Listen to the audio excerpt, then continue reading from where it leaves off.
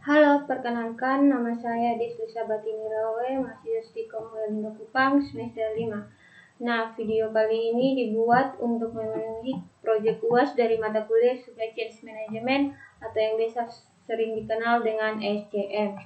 Nah, judul yang saya ambil, studi kasus saya itu proyek penerapan Supply Chain Management pada PT Alfamart di cabang Kupang. Nah, langsung saja kita masuk pada bagian berikut. Di sini saya sedikit menjelaskan tentang latar belakang dari PT Alfamart secara garis besar. Nah, Alfamart ini adalah jaringan toko swalayan yang memiliki banyak cabang di Indonesia, salah satunya di Kota Kupang. Pada umumnya, gerai ini menjual berbagai produk makanan, minuman, dan barang kebutuhan hidup lainnya, seperti yang kita sering temui di Alfamart. Mungkin teman-teman semua sudah pernah berbelanja di Alfamart. Nah, sejarah Alfamart ini dimulai pada tahun 1989 oleh Joko Susanto dan mengawali usaha di bidang perdagangan dan distribusi pada tahun 1999. Persebaran merambah ke sektor minimarket. Berikut penerapan supply chain management pada Alfamart. Nah, di sini ada beberapa bagian yang akan saya bahas. Nah, di sini poin A-nya itu proses bisnis dan ruang lingkup pada Alfamart. Saya akan sedikit menjelaskan bagaimana proses bisnisnya. Nah, proses bisnis pada Alfamart ini secara garis besar, pembagian tugas di Alfamart itu menjadi dua bagian, yaitu di bagian front office dan satunya lagi itu di bagian back office. Nah, kalau bagian front office itu mereka langsung berinteraksi dengan pembeli atau customer seperti kita. Yang bagian back office itu mereka akan bekerja atau beraktivitas di belakang layar. Nah, kita masuk ke bagian B, yaitu teknik pemilihan supplier pada Alfamart. Nah, Alfamart menerapkan teknik merchandise plans, yaitu kegiatan yang terlibat dalam memperoleh barang atau jasa tertentu dan membuatnya tersedia pada tepat waktu, harga, dan jumlah yang memungkinkan pengecer untuk mencapai tujuannya. Jadi di situ tuh mereka membuat persediaan jasa barang tuh tepat waktu, harga yang sesuai, dan jumlah yang memungkinkan untuk pengecer itu sampai pada tujuan atau keinginan mereka. Nah, selanjutnya itu kita akan masuk ke bagian C, yaitu strategi rantai pasok untuk pembelian kepada supplier. Nah, bagaimana strateginya? Nah, di sini ada beberapa strategi yang akan saya bahas. Langsung saja kita masuk. Terdapat 5 strategi yang dapat dipilih perusahaan Alfamart untuk melakukan pembelian kepada supplier, yaitu adalah sebagai berikut. Oke, mari kita bahas. Poin yang pertama itu banyak pemasok atau mini supplier. Strategi ini memainkan antara pemasok yang satu dengan pemasok yang lain dan membebankan pemasok untuk memenuhi permintaan pembeli. Para pemasok saling bersaing secara agresif. Meskipun banyak pendekatan negosiasi yang digunakan dalam strategi ini, tetapi hubungan jangka panjang bukan menjadi tujuan. Dalam pendekatan ini, tanggung jawab dibebankan kepada pemasok untuk mempertahankan teknologi, keahlian, kemampuan ramalan, dan juga biaya, kualitas, dan pengiriman. Nah, di sini itu dia hubungannya itu bukan hubungan jangka panjang. Jadi dia itu jangka pendek. Nah, poin yang kedua itu kita akan bahas tentang few supplier atau sedikit pemasok. Nah, strategi ini perusahaan mengadakan hubungan jangka panjang dengan para pemasok yang komit. Karena dengan cara ini pemasok cenderung lebih memahami saran-saran luas dari perusahaan dan konsumen akhir. Nah, ini bedanya mini supplier dan few supplier itu, kalau mininya itu bukan jangka panjang, kalau sedangkan few-nya itu jangka panjang. Nah, yang ketiga itu sedikit pemasok atau few supplier. Dalam strategi ini perusahaan mengadakan hubungan jangka panjang dengan para pemasok yang sama saja. Kita lanjut ke yang keempat itu carries to network. Kebanyakan perusahaan manufaktur mengambil jalan tengah antar pembeli dan pemasok dan integrasi vertikal dengan cara misalnya mendukung finansial pemasok melalui kepemilikan atau pinjaman. Nah, yang berikut kelima ada perusahaan maya atau virtual company. Perusahaan maya mengandalkan berbagai hubungan pemasok untuk memberikan layanan pada saat diperlukan. Perusahaan maya mampu mempunyai batasan organisasi yang tidak tetap dan bergerak sehingga kemungkinan terciptanya perusahaan yang unik agar dapat memenuhi permintaan pasar yang cenderung berubah. Nah, itu ada 5 strategi dari Alfamart. Kita masuk ke poin berikut. Poin D yaitu gambar adanya rantai SCM dari supplier sampai dengan pelanggan. Nah, aktivitas supply chain ini sebuah jaringan kerja yang melibatkan transformasi sumber daya alam. Bahkan bahan baku dan komponen-komponen lainnya itu menjadi produk akhir yang akan dikirim ke lapangan atau customer ulang kompetitif yang berkelanjutan. Nah, ini ada tabel ini ulur hilirnya. Di sini ada supplier,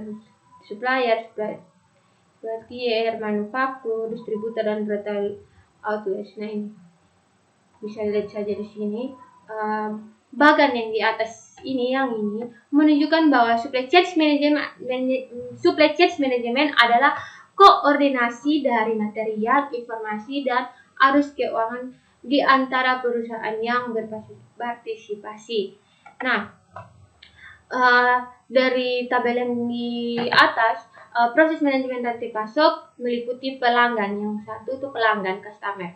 Pada sebagian besar industri manufacturing, pelanggan atau customer itu merupakan mata rantai pertama yang memberikan pesanan atau order, terutama pada perusahaan yang berorientasi OEM atau Original Equipment Manufacture. Nah, yang kedua itu ada perencanaan, planning. Setelah pelanggan membuat pesanan yang diinginkan, Departemen Perencanaan Planning Desk akan mempersiapkan perencanaan produk untuk memproduksi produk yang dibutuhkan oleh si pelanggan. 3. Pembelian purchasing. Setelah menerima perencanaan produksi, dalam hal ini adalah kebutuhan terhadap bahan mentah dan bahan-bahan pendukung lainnya, Departemen Pembelian atau purchasing akan melakukan pemesanan bahan mentah dan jumlah yang dibutuhkan oleh customer atau pembeli. Ya, begitu mereka menganalisis kebutuhan bahan mentah untuk pemesanan yang dibutuhkan. Yang keempat ada persediaan inventory. Bahan mentah dan bahan pendukung yang telah diterima oleh pabrik akan diperiksa kualitas dan ketepatan jumlahnya. Jadi setelah mereka memesan itu, mereka tidak langsung menggunakan bahan-bahan tersebut, namun mereka memeriksa lagi layak dipakai, layak dikelola apa tidak. Kemudian disimpan di dalam gudang untuk kebutuhan produksi. Nah, setelah dicoba dan dites layak dipakai, layak digunakan, maka mereka mengambil untuk melakukan proses produksi. Nah, yang kelima itu produksi atau production, yaitu bagian produksi akan menggunakan bahan mentah dan bahan pendukung yang lain yang dipasok oleh pemasok untuk melakukan proses produksi hingga menghasilkan barang jadi yang dibutuhkan oleh pelanggan. Nah, itu finalnya. Kita langsung ini teman-teman bisa lihat saja bagian E ini manajemen transportasi dan distribusi. Nah, ini supply chain management, ada logistik, supply chain strategi, ada supply chain planning, ada supply chain enterprise application atau aplikasi, asset management, produsen atau procurement atau product life cycle management. Pokoknya ini adalah manajemen transportasi dan distribusi dari PT Alfamart. Nah, berikut ini saya akan coba menjelaskan lagi mengenai konsep SCM atau supply chain management. Nah, konsep supply chain management ini sistem yang memungkinkan perpindahan barang dari produsen agar hal-hal seperti keterlambatan penyampaian, salah barang, dan sebagainya bisa dikurangi atau tidak terjadi. Yang kedua, konsep lama logistik sebagai persoalan intern perusahaan dan pemecahannya diutamakan pada pemecahan intern perusahaan biar tidak terjadi kesalahan. Nah, yang ketiga itu ada konsep baru logistik, dilihat sebagai masalah yang lebih luas sejak dari bahan dasar sampai barang yang jadi dipakai oleh konsumen akhir sehingga merupakan mata rantai penyediaan barang. Nah, bagian F ini gambar infrastruktur teknologi informasi. Nah, di sini saya akan berikan penjelasan saja tanpa gambar. Alfamart kini tengah mengembangkan sistem yang bernama iTouch yang diperuntukkan untuk berkomunikasi. Mungkin dari teman-teman sudah ada yang tahu atau sudah ada yang menggunakan. Harapannya dari iTouch ini rapat bisa dilakukan secara interaktif kapan saja dan di mana saja. Perseroan juga telah membuat sistem planogramming digital untuk memudahkan karyawan PT Alfamart dalam penyusunan barang di gudang dan rak yang sebelumnya menggunakan diagram print. Selain itu, pola belanja konsumen telah mulai berubah, tak lagi mendatangi gerai toko fisik, melainkan bisa berbelanja lewat toko online. Mungkin dari teman-teman sudah ada yang mungkin malas ke Alfamart, bisa mengunjungi website Alfamart kemudian belanja online, check out online, seperti itu.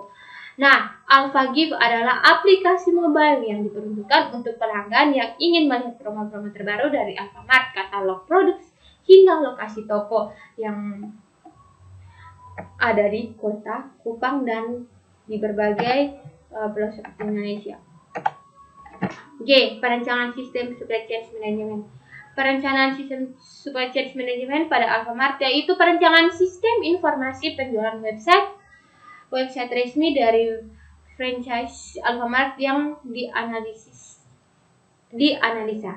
Nah, ini ada website atau link websitenya ini https Alfamart. Pokoknya nanti bisa teman-teman akses. Sistem yang digunakan pada Alfamart.com ini sudah menerapkan prinsip accessibility karena semua orang dapat dengan mudah mengakses. Jadi ini siapa saja dapat mengakses web resmi dari Alfamart. Nah, berikut saya akan jelaskan atau memperlihatkan tampilan dari halaman depan website tersebut. Nah, ini gambar website Alfamart. Teman-teman bisa mungkin langsung saja buka atau ini. Nanti ada produk, beranda, panduan, produser, pengumuman. Jadi itu memudahkan kita sebagai pengguna baru. Mungkin ini penjelasan singkat dari saya. Terima kasih.